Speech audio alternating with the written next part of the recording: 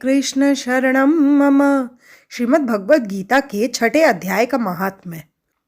श्री भगवान कहते हैं, सुमुखी, अब मैं छठे अध्याय का महात्म्य बतलाता हूँ, जिसे सुनने वाले मनुष्यों के लिए मुक्ति करतलगत हो जाती है। गोदावरी नदी के तट पर प्रतिष्ठानपुर पैठन नामक एक विशाल नगर है, जहाँ मैं पिपलेश के नाम से विख्यात होकर रहता हूँ। उस नगर में जानश्रुति नामक एक राजा रहते थे, जो भूमंडल की प्रजा को अत्यंत प्रिय थे। उनका प्रताप मार्तंड मंडल के प्रचंड तेज के समान जान पड़ता था।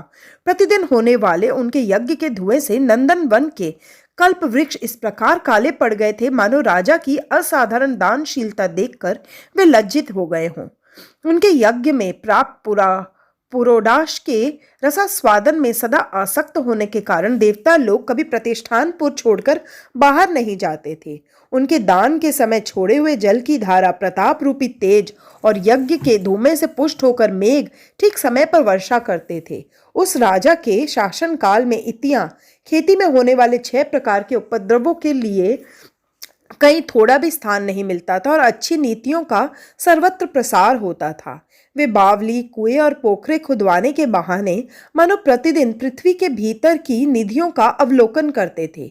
एक समय राजा के दान, तप, यज्ञ और प्रजापालन से संतुष्ट होकर स्वर्ग के देवता उन्हें वर देने के लिए आए। वे कमल नाल के समान उज्जवल हंसों का रूप धारण करके अपने पंखे हिलाते हुए आकाश मार्ग से चलने लगे। बड़ी उतावली के साथ उड़ते हुए वे सभी हंस परस्पर बातचीत भी करते जाते थे। उनमें से भद्राश्व आदि 2-3 हंस वेग से उड़कर आगे निकल गए। तब पीछे वाले हंसों ने आगे जाने वालों को संबोधित करके कहा, अरे भाई भद्राश्व, तुम लोग वेग से चलकर आगे क्यों हो गए? यह मार्ग बड़ा दुर्गम है, इसमें हम सबको साथ मिलकर चलना चाहिए। क्या तुम्हें दिखाई नहीं देता? यह सामने ही पुण्य मूर्ति महाराज जानश्रुति का तेज पुंज अत्यंत स्पष्ट रूप से प्रकाशमान हो रहा है। उस तेज से भस्म होने की आशंका है, अतः सावधान होकर चलना चाहिए। पीछे वाले हंसों के ये वचन सुनकर आगे वाले हंस हंस पड़े और उच्च स्वर से उनकी बातों की अवहेलना करते हुए बोले, अरे भाई, क्या इस राजा जानश्रुति का तेज ब्रह्मवादी महात्मा रैक्य के तेज से भी अधिक तीव्र है? हंसों की ये बातें सुनकर राजा जानश्रुति अपने ऊंचे महल की छत से उतर गए और सुखपूर्वक आसन पर विराजमान हो अपने सारथी को बुलाकर बोले, जाओ, महात्मा रैक्य को यहाँ ले आओ। राजा का यह अमृत के समान वचन सुनकर मह नामक सारथी प्रसन्नता प्रकट करता हुआ नगर से बाहर निकला। सबसे पहले उसने मुक्तिदायिनी काशीपुरी की यात्रा की, जहां जगत के स्वामी भगवान विश्वनाथ मनुष्यों को उपदेश दिया करते हैं। उसके बाद वह गया क्षेत्र में पहुंचा, जहां प्रफुल्ल नेत्रों वाले भगवान गदाधर संपूर्ण लोकों का उद्धार करने के लिए निवास करते हैं। तदनंतर नाना तीर्थों में भ्रमण करता हुआ सारथी पापनाशनी मथुरापुरी में गया। यह भगवान श्री कृष्ण का आदि स्थान है, जो परम महान और मोक्ष प्रदान करने वाला है। वेद और शास्त्रों में वह तीर्थ त्रिभुवनपति भगवान गोविंद के अवतार स्थान के नाम से प्रसिद्ध है। नाना देवता और ब्रह्मर्षि उसका सेवन करते हैं। मथुरा नगर कालिंदी यमुना के किनारे शोभा पाता है। उसकी आकृति अर्धचंद्र के समान प्रतीत होती है। वह सब तीर्थों के निवास से परिपूर्ण है। परम आनंद प्रदान करने के कारण सुंदर प्रतीत होता है। गोवर्धन पर्वत के होने से मथुरा मंडल की शोभा और भी बढ़ गई है। वह पवित्र वृक्षों और लताओं से आवृत है। उसमें 12 वन है। वह परम पुण्यमय तथा सबको विश्राम देने वाले श्रुतियों के सारभूत भगवान श्री कृष्ण की आधार भूमि है। तत्पश्चात मथुरा से पश्चिम और उत्तर दिशा की ओर बहुत दूर तक जाने पर सारथी को कश्मीर नामक नगर दिखाई दिया, जहां शंख के समान उज्ज्वल गगनचुंबी महलों की पंक्तियां भगवान शंकर के अट्टहास की भांति शोभा पाती हैं, जहां ब्राह्मणों के शास्त्रीय आलाप सुनकर मूक मनुष्य भी सुंदर वाणी और पदों का उच्चारण करते हुए देवता के समान हो जाते हैं, जहां निरंतर होने वाले यज्ञ धूम से व्याप्त होने के कारण आकाश मंडल मेघों से धुलते रहने पर भी अपनी कालिमा नहीं छोड़ता, जहां उपाध्याय के पास आकर छात्र जन्मकालीन अभ्यास से ही संपूर्ण कलाएं स्वतः पढ़ लेते हैं, तथा जहां मणिकेश्वर नाम से प्रसिद्ध भगवान चंद्रशेखर देहधारियों को वरदान देने के लिए नित्य निवास करते हैं। कश्मीर के राजा माणिकेश्वर ने दिग्विजय में समस्त राजाओं को जीतकर भगवान शिव का पूजन किया था, तभी से उनका नाम माणिकेश्वर हो गया था। उन्हीं के मंदिर के दरवाजे पर महात्मा रैक एक छोटी सी गाड़ी पर बैठे अपने अंगों को खुजलाते हुए वृक्ष की छाया का सेवन कर रहे थे। इसी अवस्था में सारथी ने उन्हें देखा। राजा के बताए हुए भिन्न भिन्न चिन्हों से उसने शीघ्र ही रैक को पहचान लिया और उनके चरणों को में प्रणाम करके कहा, ब्राह्मण, आप किस स्थान पर रहते हैं? आपका पूरा नाम क्या है? आप तो सदा स्वच्छंद विचरने वाले हैं, फिर यहाँ किस लिए ठहरे हैं? इस समय आपका क्या करने का विचार है? सारथी के वचन सुनकर परम आनंद में निमग्न महात्मा रैक ने कुछ सोचकर उससे कहा, यद्यपि हम पूर्ण काम हैं, हमें किसी वस्तु की आवश्यकता नहीं है, तथापि कोई भी हमारी मनोवृत्ति के अनुसार परिचर्या कर सकता है। रैक के हार्दिक अभिप्राय को आदरपूर्वक ग्रहण करके सारथी धीरे से राजा के पास चल दिया। वहां पहुंचकर राजा को प्रणाम करके उसने हाथ जोड़ सारा समाचार निवेदन किया। उस समय स्वामी के दर्शन से उनके मन में बड़ी प्रसन्नता थी। सारथी के वचन सुनकर राजा के नेत्र आश्चर्य से चकित हो उठे। उनके हृदय में रैक का सत्कार करने की श्रद्धा जागृत हुई। उन्होंने 2 खच्चरियों से जुटी हुई एक गाड़ी लेकर यात्रा की, साथ ही मोती के हार, अच्छे अच्छे वस्त्र और 1 सहस्त्र गौएं भी ले ली। कश्मीर मंडल में महात्मा रैक जहाँ रहते थे उस स्थान पर पहुंचकर राजा ने सारी वस्तुएं उनके आगे निवेदन कर दी और पृथ्वी पर पड़कर साष्टांग प्रणाम किया। महात्मा रैक के अत्यंत भक्ति के साथ चरणों में पड़े हुए राजा जान श्रुति पर कुपित हो उठे और बोले, रे शूद्र, तो दुष्ट राजा है, क्या तू मेरा वृत्तांत नहीं जानता? यह खच्चरियों से जुटी हुई अपनी ऊंची गाड़ी ले जा, ये वस्त्र, ये मोतियों के हार और ये दूध देने वाली गौएं भी स्वयं ही ले जा। इस तरह आज्ञा देकर रैक ने राजा के मन में भय उत्पन्न कर दिया। तब राजा ने शाप के भय से महात्मा रैक के दोनों चरण पकड़ लिए और भक्तिपूर्वक कहा, ब्राह्मण, मुझ पर प्रसन्न होइए। भगवान, आप में ये अद्भुत महात्म्य कैसे आया? प्रसन्न होकर मुझे ठीक ठीक बताइए। रैक ने कहा, राजन, मैं प्रतिदिन गीता के 6 अध्याय का जप करता हूँ। इसी से मेरी तेजो राशि देवताओं के लिए भी दुस्सह है। तदनंतर परम बुद्धिमान राजा जान श्रुति ने यत्नपूर्वक महात्मा रैक से गीता के 6 अध्याय का अभ्यास किया।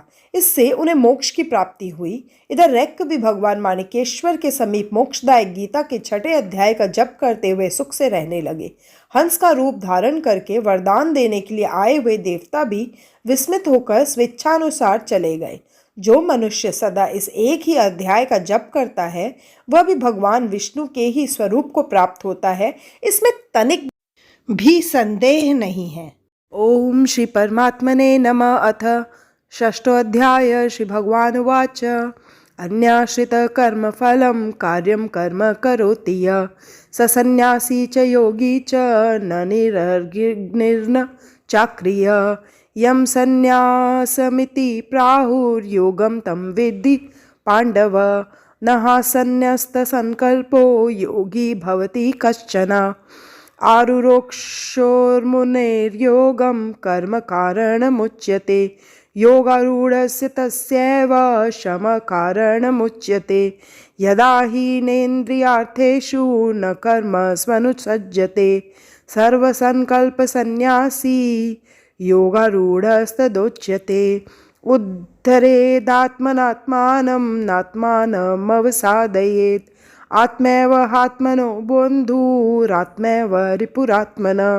बन्धुरात्मात्मनस्तस्य येनात्मैवात्मना जितः अनात्मनस्तु शत्रुत्वे वर्तितात्मैव शत्रुवत् जितात्मनः प्रशान्तस्य परमात्मा समाहितः शीतोष्ण सुख दुःखेषु तथा मानापमानयो ज्ञान विज्ञान तृप्तात्मा कुटस्थो विजितेन्द्रिय युक्त इत्युच्यते योगी समलोष्टास्मकाञ्चन सुहृन्मित्रार्युदासीन मध्यस्थ द्वेष्य बन्धुषु साधुष्वपि च पापेषु समबुद्धिर्विशिष्यते योगी युञ्जेत सततमात्मानं रहसि स्थितः एकाकीयत चित्तात्मा निराशीर परिग्रह शुचौ देशे प्रतिष्ठाप्य स्थिरमासनमात्मनः नात्युच्युतं नातिनीचं चैलाजिन्कुशोत्तरं तत्रिकाग्रं मनः कृत्वा यत चित्तेन्द्रियक्रिय उपविश्यासने युञ्ज्याद्योगमात्मविशुद्धया विशुद्धये समं काय शिरोग्रीवं धारयन्नचलं स्थिर सम्प्रेक्ष्य नासिकाग्रं स्वं दिशश्चानवलोकयन् प्रशान्तात्मा विगतभिर्ब्रह्मचारी व्रते स्थितः मनः संयममच्चित्तो युक्त आसीत् मत्पर युञ्जनैवं सदात्मानं योगी नियतमानसः शान्तिं निर्वाणपरमां मतसंस्थामधिगच्छति नात्यश्नस्तस्तु योगोऽस्ति न चैकान्तमनश्नतः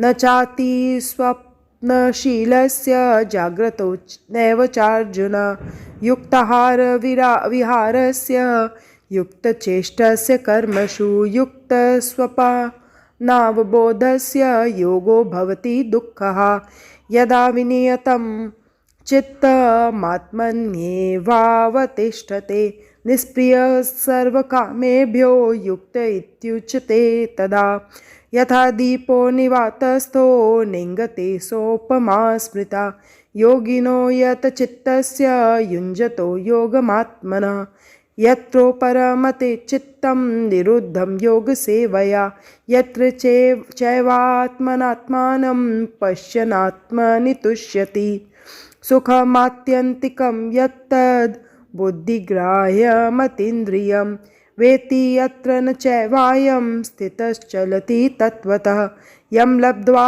चापरं लाभं मन्यते नाधिकं ततः यस्मिन् स्थितो न दुःखेन गुरुणापि विचाल्यते तं विद्याद् दुःखसंयोगवियोगं योगसंज्ञितं स निश्चयेन योक्तव्यो योगो निर्विण्णचेतसा संकल्पप्रभवा कामान् त्यक्त्वा सर्वान् शेषत मनसेवेन्द्रियग्रामं विनियम्य समन्ततः शनैः शनैरुपरमेद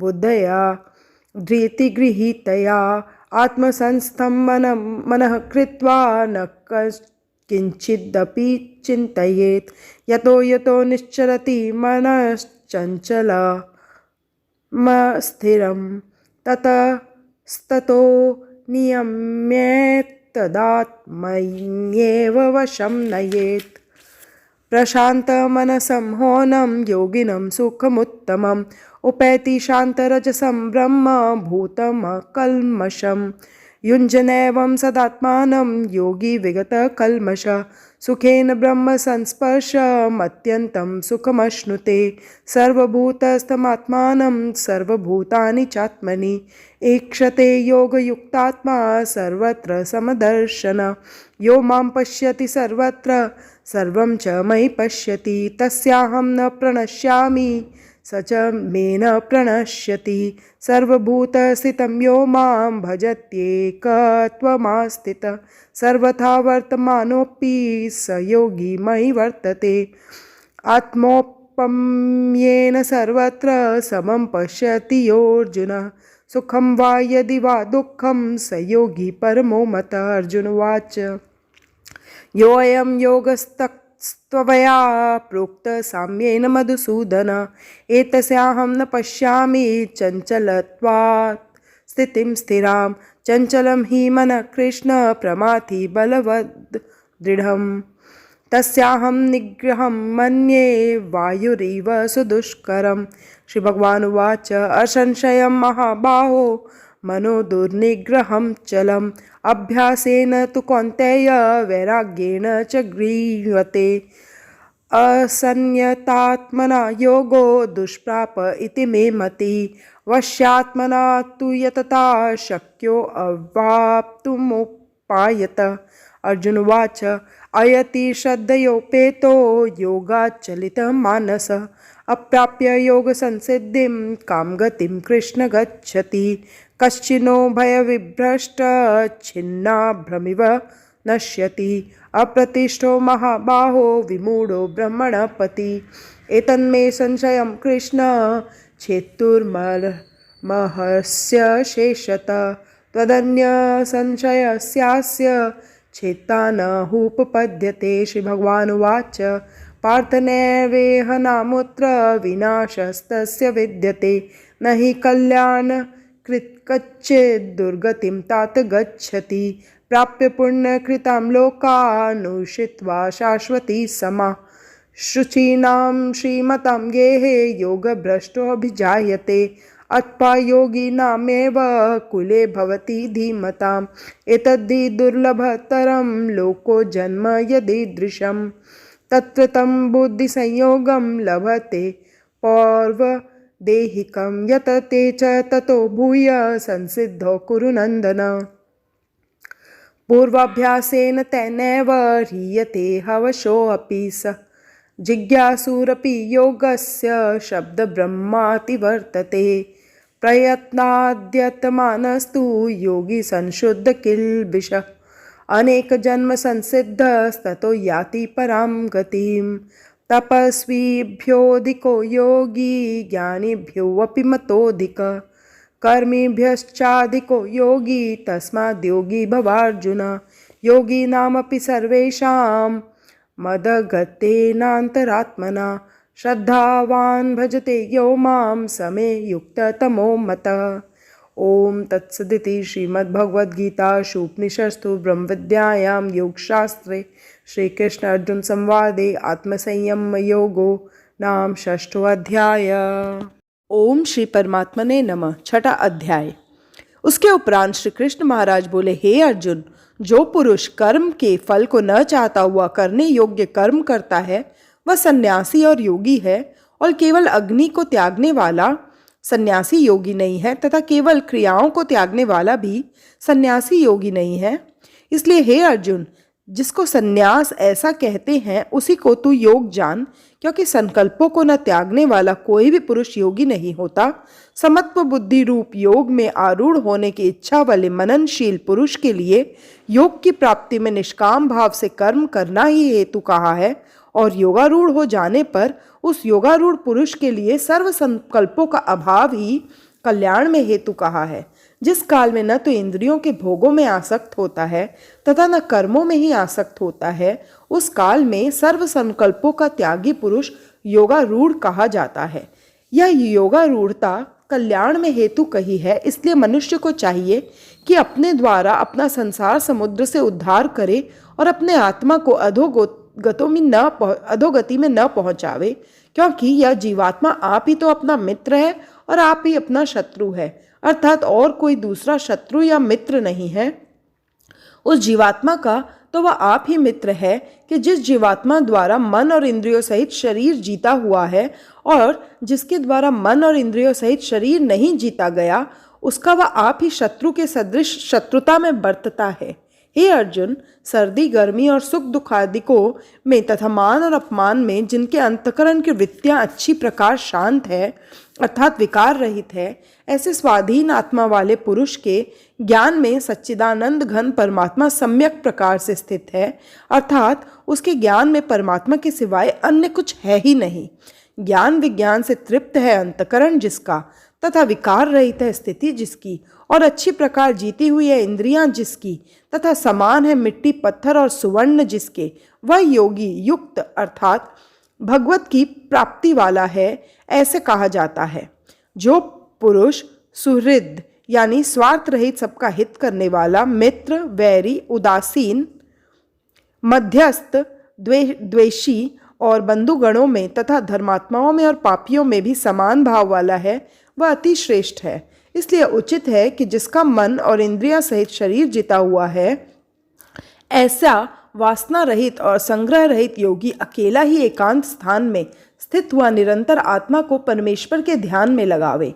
शुद्ध भूमि में कुशा, मृगछाला और वस्त्र है उपरोपरि जिसके, ऐसे अपने आसन को न अति ऊंचा और न अति नीचा स्थिर स्थापन करके और उस आसन पर बैठकर तथा मन को एकाग्र करके चित्त और इंद्रियों की क्रियाओं को वश में किया हुआ अंतकरण की शुद्धि के लिए योग का अभ्यास करे। उसकी विधि इस प्रकार है कि काया, सिर और ग्रीवा को समान और अचल धारण किए हुए दृढ़ होकर अपनी नासिका के अग्रभाग को देखकर अन्य दिशाओं को न देखता हुआ और ब्रह्मचर्य के व्रत में स्थित रहता हुआ, भय रहित तथा अच्छी प्रकार शांत अंतकरण वाला और सावधान होकर मन को वश में करके मेरे में लगे हुए चित्त वाला और मेरे पारायण हुआ स्थित होवे। इस प्रकार आत्मा को निरंतर परमेश्वर के स्वरूप में लगाता हुआ स्वाधीन मन वाला योगी मेरे में स्थिति रूप परमानंद पराकाष्ठा वाली शांति को प्राप्त होता है। परंतु हे अर्जुन, यह योग न तो बहुत खाने वाले का सिद्ध होता है और न बिल्कुल न खाने वाले का, तथा न अति शयन करने वाले का करने के स्वभाव वाले का और न अत्यंत जागने वाले का ही सिद्ध होता है। यह दुखों का नाश करने वाला योग तो यथा योग्य आहार और विहार करने वाले का तथा कर्मों में यथा योग्य चेष्टा करने वालों का और यथा योग्य शयन करने तथा जागने वाले का ही सिद्ध होता है। इस प्रकार योग के अभ्यास से अत्यंत वश में किया हुआ चित्त जिस काल में परमात्मा में ही भली प्रकार स्थित हो जाता है, उस काल में संपूर्ण कामनाओं से स्पृहा रहित हुआ पुरुष योग युक्त ऐसा कहा जाता है। जिस प्रकार वायु रहित स्थान में स्थित दीपक चलायमान नहीं होता, वैसे ही उपमा परमात्मा के ध्यान में लगे हुए योगी के जीते हुए चित्त की कही गई है। हे अर्जुन, जिस अवस्था में योग के अभ्यास से निरुद्ध हुआ चित्त उपराम हो जाता है और जिस अवस्था में परमेश्वर के ध्यान से शुद्ध हुई सूक्ष्म बुद्धि द्वारा परमात्मा को साक्षात करता हुआ सच्चिदानंद घन परमात्मा में ही संतुष्ट होता है, तथा इंद्रियों से अतीत केवल शुद्ध हुई सूक्ष्म बुद्धि द्वारा ग्रहण करने योग्य जो अनंत आनंद है, उसको जिस अवस्था में अनुभव करता है और जिस अवस्था में स्थित हुआ यह योगी भगवत स्वरूप से नहीं चलायमान होता है और परमेश्वर की प्राप्ति रूप जिस लाभ को प्राप्त होकर उससे अधिक दूसरा कुछ भी लाभ नहीं मानता है, और भगवत प्राप्ति रूप जिस अवस्था में स्थित हुआ योगी बड़े भारी दुख से भी चलायमान नहीं होता है, जो दुख रूप संसार के संयोग से रहित है तथा जिसका नाम योग है, उसको जानना चाहिए। वह योग न उकताए हुए चित्त से अर्थात तत्पर हुए चित्त से निश्चय पूर्वक करना कर्तव्य है। इसलिए मनुष्य को चाहिए कि संकल्प से उत्पन्न होने वाली संपूर्ण कामनाओं को निशेषता से अर्थात वासना और आसक्ति सहित त्याग कर और मन के द्वारा इंद्रियों के समुदाय को सब ओर से अच्छी प्रकार वश में करके क्रम क्रम से अभ्यास करता हुआ उपरामता को प्राप्त होवे तथा धैर्य युक्त बुद्धि द्वारा मन को परमात्मा में स्थित करके परमात्मा के सिवाय और कुछ भी चिंतन न करे। परंतु जिसका मन वश में नहीं हुआ तो उसको चाहिए कि वह स्थिर न रहने वाला और चंचल मन जिस कारण से सांसारिक पदार्थों में विचरता है उससे रोककर बारंबार परमात्मा में ही निरोध करे, क्योंकि जिसका मन अच्छी प्रकार शांत है और जो पाप से रहित है और जिसका रजोगुण शांत हो गया है, ऐसे उस सच्चिदानंद घन ब्रह्म के साथ एक ही भाव हुए योगी को अति उत्तम आनंद प्राप्त होता है। वह पाप रहित योगी इस प्रकार निरंतर आत्मा को परमात्मा में लगाता हुआ सुखपूर्वक पर ब्रह्म परमात्मा की प्राप्ति रूप अनंत आनंद को अनुभव करता है। हे अर्जुन, सर्वव्यापी अनंत चेतन में एक ही भाव से स्थिति रूप योग से युक्त हुए आत्मा वाला तथा सब में संभाव से देखने वाला योगी आत्मा को संपूर्ण भूतों में बर्फ में जल के सदृश व्यापक देखता है और संपूर्ण भूतों को आत्मा में देखता है। अर्थात जैसे स्वप्न में जगा हुआ पुरुष स्वप्न के संसार को अपने अंतर्गत संकल्प के आधार देखता है, वैसे ही वह पुरुष संपूर्ण भूतों को अपने सर्वव्यापी अनंत चेतन आत्मा के अंतर्गत संकल्प के आधार देखता है। जो पुरुष संपूर्ण भूतों में सबके आत्म रूप मुझ वासुदेव को ही व्यापक देखता है और संपूर्ण भूतों को मुझ वासुदेव के अंतर्गत देखता है, उसके लिए मैं अदृश्य नहीं होता हूँ और वह मेरे लिए अदृश्य नहीं होता है, क्योंकि वह मेरे में एक ही भाव से स्थित है। इस प्रकार जो पुरुष एक ही भाव में स्थित हुआ संपूर्ण भूतों में आत्म रूप से स्थित मुझ सच्चिदानंद घन वासुदेव को भजता है, वह योगी सब प्रकार से बढ़ता हुआ भी मेरे में ही बढ़ता है, क्योंकि उसके अनुभव में मेरे सिवा अन्य कुछ है ही नहीं। हे अर्जुन, जो योगी अपनी सादृश्यता से संपूर्ण भूतों में सम देखता है और सुख अथवा दुख को भी सब में सम देखता है, वह योगी परम श्रेष्ठ माना गया है। इस प्रकार भगवान के वाक्यों को सुनकर अर्जुन बोले, हे मधुसूदन, जो यह ध्यान योग आपने समत्व भाव से कहा है, इसकी मैं मन के चंचल होने से बहुत काल तक ठहरने वाली स्थिति को नहीं देखता हूँ, क्योंकि हे कृष्ण, यह मन बड़ा चंचल है और प्रमथन स्वभाव वाला है तथा बड़ा दृढ़ और बलवान है। इसलिए इसका वश में करना मैं वायु की भांति अति दुष्कर मानता हूँ। इस प्रकार अर्जुन के पूछने पर श्री कृष्ण भगवान बोले, हे महाबाहो, निसंदेह मन चंचल और कठिनता से वश में होने वाला है, परंतु हे कुंती पुत्र अर्जुन, अभ्यास अर्थात स्थिति के लिए बारंबार यत्न करने से और वैराग्य से वश में होता है। इसलिए इसको अवश्य वश में करना चाहिए, क्योंकि मन को वश में न करने वाले पुरुष द्वारा योग दुष्प्राप्य है, अर्थात प्राप्त होना कठिन है, और स्वाधीन मन वाले प्रयत्नशील पुरुष द्वारा साधन करने से प्राप्त होना सहज है। यह मेरा मत है। इस पर अर्जुन बोले, हे कृष्ण, योग से चलायमान हो गया है मन जिसका, ऐसा शिथिल यत्न वाला श्रद्धा युक्त पुरुष योग की सिद्धि को अर्थात भगवत साक्षात्कारता को न प्राप्त होकर किस गति को प्राप्त होता है?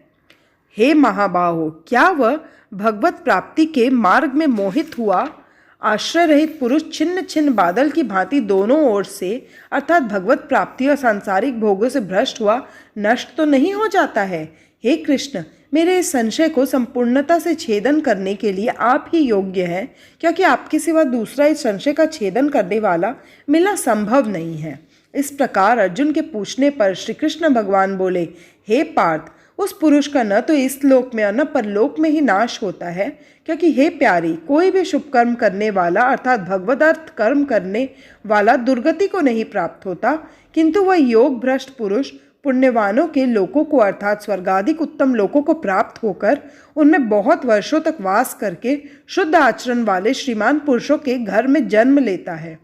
अथवा वैराग्यवान पुरुष उन लोकों में न जाकर ज्ञानवान योगियों के ही कुल में जन्म लेता है, परंतु इस प्रकार का जो यह जन्म है सो संसार में निसंदेह अति दुर्लभ है। वह पुरुष वहाँ उस पहले शरीर में साधन किए हुए बुद्धि के संयोग को अर्थात समत्व बुद्धि योग के संस्कारों को अनायास ही प्राप्त हो जाता है, और हे कुरुनंदन, उसके प्रभाव से फिर अच्छी प्रकार भगवत प्राप्ति के निमित्त यत्न करता है।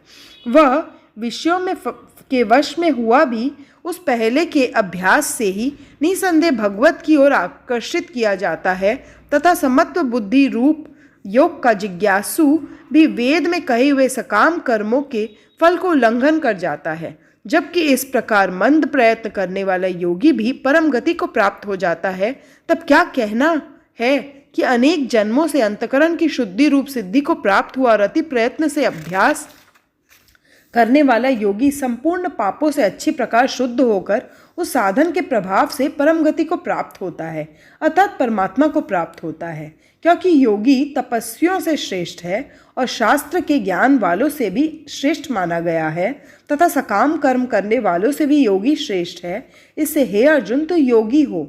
हे प्यारे, संपूर्ण योगियों में जो भी श्रद्धावान योगी मेरे में लगे हुए अंतरात्मा से मेरे को निरंतर भजता है, वह योगी मुझे परम श्रेष्ठ मान्य है।